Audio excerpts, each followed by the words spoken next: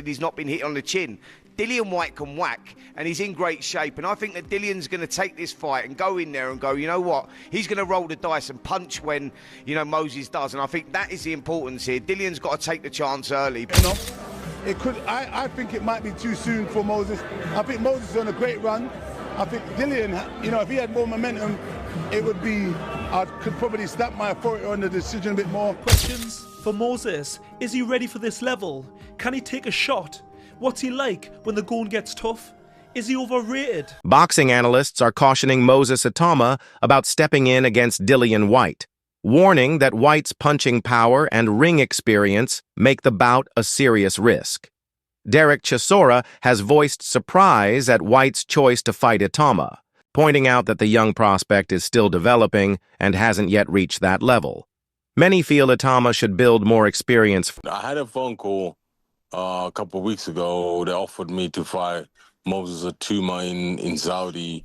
You know, I said, how much? He said, 2 million. I said, nah, I'm out. I even phoned Dylan. I was like, Dylan, I don't know why you're taking this fight, you know, because this kid is on fire right now. And he's getting better and better. It's not like he's going backwards, he's going forward. One of the reasons he is taking it is that Moses is WBO #1 at the moment, so that there's some kind of light at the end of the tunnel for Dillian taking that fight. Ain't no light at the end of that tunnel. I agree with you. I think Moses, I don't think Dillian gets beyond 4 or 5 rounds. You're crazy. Yeah. There's no light at the end of that tunnel. That kid is, no, you mad. No way. Even Lawrence Okoli said Moses is bad. Dean White has voiced concern about the timing of this fight, warning that Dillian Whyte might be too big a challenge for Moses Itauma at this stage of his career.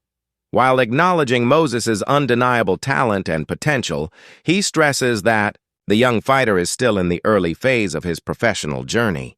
Dean highlights that success in boxing isn't just about skill. It also requires experience and the ability to adapt under intense pressure.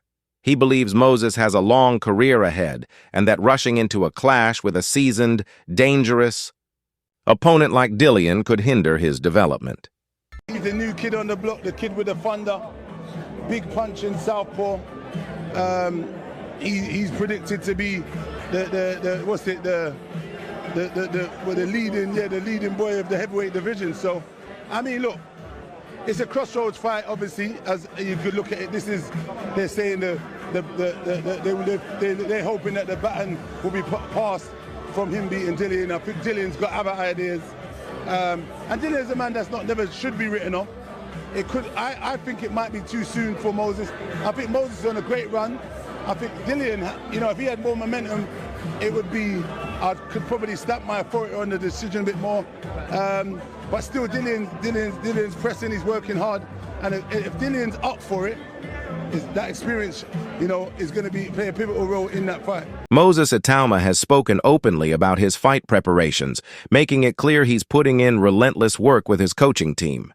He confidently describes his training regimen, noting that every session is tailored to sharpen his skills and boost his conditioning. While some in his circle voice concerns about the challenge ahead, Moses brushes them aside, insisting no one truly knows the full extent of his capabilities. He has unwavering belief in his strength, mindset, and ability to handle the pressure of facing a veteran like Dillian Whyte. His focus remains locked. There's nothing to kind of deal with, because it's like the only thing you can do is either get angry or ignore it. So I choose to keep in control of my emotions. So I just kind of ignore it. Like, I'm just only on my own path. Everybody's got their own journey. Everybody's got their own thing. But like, I'm not trying to compare anything. Yeah. And we was just talking about it with my coaches yesterday. It was like, you know, a lot of people put pressure because they're too worried about the outcome. I'm not worried about the outcome. I'm worried about the game plan. And then the game plan leads to the outcome. So I don't think of things that I can't control. Your opinions I can't control. Like, for example, like if I go to bed today, I wake up tomorrow morning, I still got to play the Moses Itauma role. Yeah. So my feelings and opinions of myself can't be based on what someone else thinks of me, because you don't have to play the Moses Itauma role 24/7. I do. So I just choose to ignore him. Dillian Whyte, right? I mean, I think it surprised a few when he got announced. It was like, okay, and all of a sudden people were like, this is an interesting fight. Old Lion versus young Lion. What do you make of Dillian Whyte and where he is now in his career? I think I might be boxing the best Dillian Whyte there is, because this is his last chance. So I just got to kind of stop him from coming back into the division. To be honest, for a long time, Dillian Whyte has delivered a clear warning to Moses Itauma, making it known that he is not to be underestimated. He emphasizes that his experience, grit, and fighting spirit set him apart from anyone Moses has ever faced.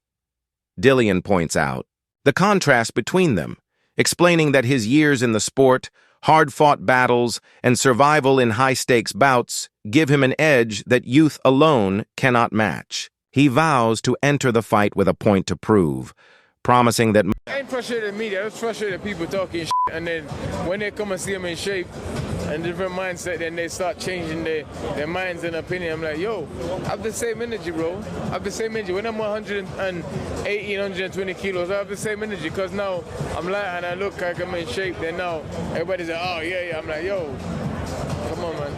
I don't need to be 100% to win some fights, because I'm a fighter, I know what to fight. He's had more amateur fights than me and all of this other shit.